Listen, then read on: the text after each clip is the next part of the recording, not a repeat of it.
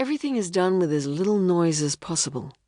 None of them remove the balaclavas they're all wearing. "That bloody drill," says one of the divers. "Let's move," says a second, surveying the shore and the sky. They look towards the bridge and fall silent. The boat engine comes to life, and the gull lifts away. Within moments, the boat is heading south of the bay and leaving a widening wake down the channel. A security guard for the bridge comes out of his office on the hill at Tinderbox and notes the disappearing boat. He scratches his chin and frowns.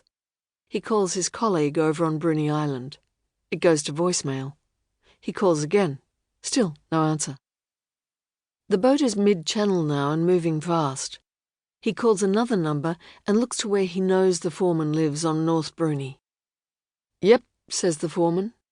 Dan Macmillan doesn't sound like he was asleep, though he was when the phone rang. He's quickly alert.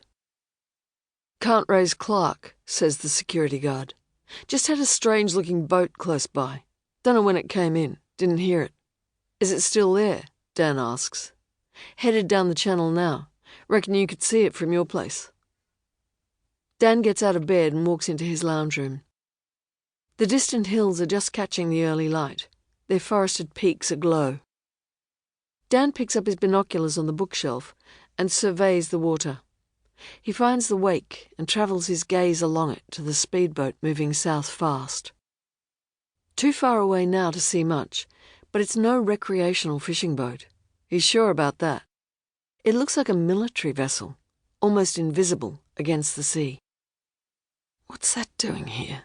Dan says more to himself than the guard. "No one called you?" he asks. "No, just saw it come out under the cliffs." "Clark see anything?" The security guard sighs. "Can't raise him. It's quick, though. Quiet, too.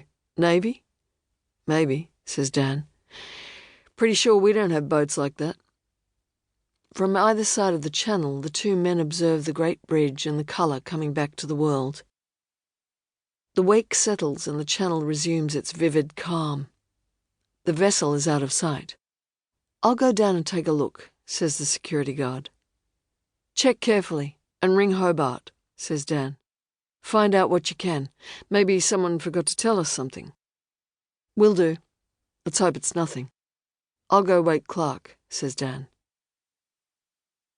An hour after the boat disappeared down the channel, Dan Macmillan is on the shore at Den's Point. The sky has faded to a blue so pure it looks freshly invented. He sees no sign of anything to concern him on this side of the bridge. The security guard has done the same on the tinderbox side. Nothing. Dan has also woken Clark and roasted him. Now he's walking back towards the jetty. The only breeze is a zephyr, rounding the point, gently ruffling the bay's calm, casting mirrored shards of light across the channel. Dan is thinking of coffee and scrambled eggs, when a deep rumbling shatters the morning's calm. He spins around to see the bridge tower on the tinderbox side quiver, then shake. As he watches, the 168-metre tower drops into the sea. It takes with it cables and a large section of bridge roadway, all disappearing into the D'Entrecasteaux Channel. Later, Dan remembers everything happening in slow motion. The bridge squealing like a meat grinder on metal, the cables straining, several vertical cables snapping, the noise of giant whip cracks, the sea churning and roiling, shock waves rushing erratically towards the shore, the second tower shivering too, but holding. The bridge screaming and groaning until it settles in a twisted slump, cables swinging loose in the morning air. Residents come out to gape. After some time, police sirens are heard coming from Hobart. The media is in quick pursuit. By mid-morning, a flotilla of voyeurs aboard yachts, speedboats, dinghies, paddleboards, windsurfers and kayaks is being held back by 2 police launches. On radio and television, the expression terrorist attack is used. The Premier, John Coleman, a large man with a salesman's smile not in evidence on this occasion, says that an outrageous act of barbarism and sabotage has been enacted